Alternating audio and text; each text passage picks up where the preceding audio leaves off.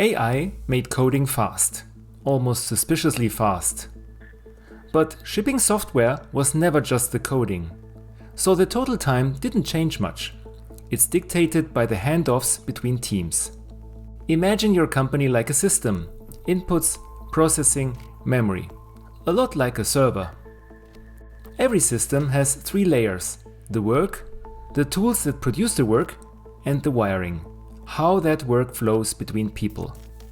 It's easy to focus on the tools, but it's the wiring, while invisible, that quietly decides who wins. Your silos and processes are that wiring. We've done this before. Years ago, Dev and Ops stopped throwing work over a wall and started looping fast. We called it DevOps. The same move works one floor up. When business and development stop handing off and start looping, the wall becomes a fast feedback cycle.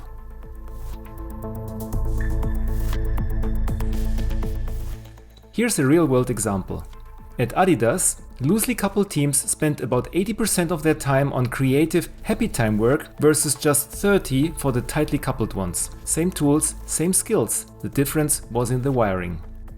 So, focus on the outcome, not the factory.